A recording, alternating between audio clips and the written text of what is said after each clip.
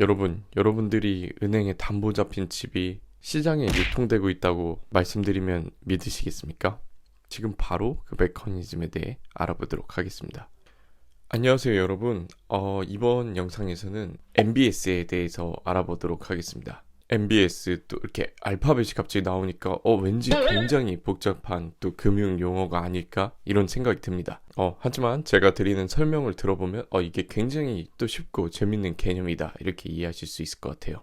MBS는 금융기관이 주택을 담보로 20년 혹은 30년 그리고 요즘은 40년까지 채무자에게 장기 대출을 해준 뒤 저당 채권을 해당 자산으로 해서 발행한 증권 중 하나입니다. 이렇게 들었는데 아니 이게 무슨 말인지 또 이 생각 드실 거예요, 분명히. 그래서 이제 제가 고객이 돼서 한번 주택담보대출을 받는 상황을 한번 가정해가지고 이 개념을 쉽게 여러분들께 설명드리도록 하겠습니다. 제가 어느 날 이제 나도 나이가 좀 있고 하니까 집을 한번 사보자 이런 마음을 갖게 되었습니다. 근데 이제 통장 잔고를 보니까 돈이 얼마 없어요. 이거 아무래도 친구들한테 돈을 빌려서 집을 살 수는 없을 것 같아서 한번 주변에 있는 땡땡 은행에 방문해 보기로 다짐합니다. 그래서 땡땡 은행으로 향합니다. 탁탁탁 이렇게 가서 이제 은행 창구 직원을 만났어요. 그랬더니 창구 직원이 하는 말이 제가 사고자 했던 그 집을 담보로 한 감정가액의 70%까지 대출을 해주겠대요. 그리고 제가 사려고 했던 그 집의 감정가액을 보니까 5억입니다. 그래서 5억의 70%면 얼마죠? 3억 5천이죠. 3억 5천만 원을 당신은 자금 여력이 없으니까 일시로 상환하지 말고 20년 혹은 30년 그리고 아니면 40년을 이제 나눠서 갚으라고 이렇게 저한테 제안을 해줬습니다. 그리고 적용되는 금리는 요즘 시장 상황을 반영해서 연 7%의 이자를 납부하고 20년이나 30년 그리고 40년에 나눠서 갚으라고 합니다. 그래서 저는 이 조건을 받아들이기로 했어요. 그래서 제가 대출 받은 조건은 무엇이냐면 감정가 5억 집을 LTV 70%를 적용해서 총 3억 5천을 대출받기로 했고, 그리고 이 3억 5천을 원리금 균등 상환 방식으로 30년에 나눠서 그리고 이자는 7%를 적용해서 갚기로 했습니다. 그러면 이제 여러분들이 생각하실 때는 그러면 이제 30년 동안 갚으면 되니까 얼마 안 하겠네. 왜냐면은 3억 5천이 30년으로 쪼개진다고 생각하시기 때문이에요. 근데 실제로 이것을 한번 연으로 환산을 해보면 무려 갚아야 할 이자가 월에 약 200만 원 정도가 됩니다.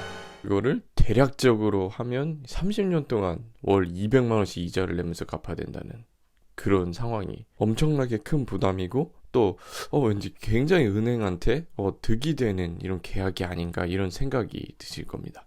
왜 이런 계산이 나왔는지에 대한 Q&A는 저한테 개인적으로 질문을 주시면 제가 상세하게 답변을 드리고 그 다음 개념으로 넘어가도록 하겠습니다. 자, 이렇게 계약을 체결했고 저는 이제 돈을 수령하게 된 거고 은행 입장에서는 채권을 가지게 된 겁니다. 근데 은행은 여기서 멈추지 않습니다.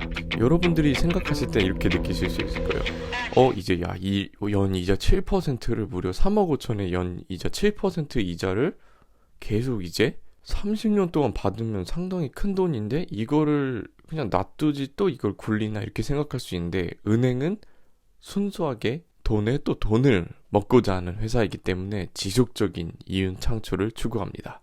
자, 그러면 이제 여러분들한테 받은 채권이 어떻게 되냐? 간단하게 설명드리면은 그 자산을 현금화 시키기 위해 SPC라는 특수 목적 회사에 팝니다. 그러면 은행에서 가지고 있었던 채권이 SPC로 넘어간 상황이죠. 그리고 이 SPC는 그 채권을 다시 투자자들한테 판매를 합니다. 그래서 최종적으로 투자자들한테 판 이 채권이 다시 금융회사로 지급이 됩니다. 그러면 이게 어떻게 된 상황인가요? 흐름을 요약하면 어떻게 된 것이냐면 제가 은행에 방문해서 언급한 조건으로 대출을 받았고 은행은 그 주택에 대한 채권을 가지게 되었죠. 그 다음에 그 채권을 SPC라는 특수 목적 회사에 판매를 했고 SPC는 그 채권을 담보로 해서 MBS를 발행하여 투자자들에게 판매를 했습니다. 그리고 SPC는 그 판매한 MBS 현금을 은행으로 다시 지급을 합니다. 그럼 은행 입장에서는 어떻게 된 건가요? 원래는 저한테 30년에 나눠서 받아야 될 돈을 SPC로 유동화를 시킴으로써 일시로 받게 되는 효과를 누리게 되는 겁니다. 그럼 은행 입장에서는 당연히 목돈이 또 다시 생겼으니까 그걸로 또 재투자를 하거나 또 재대출을 나가는 좋은 효과가 생기는 거겠죠. 이 흐름만 보면 또 시청자분들께서는 이렇게 생각하시는 분들 분명히 있으실 거예요.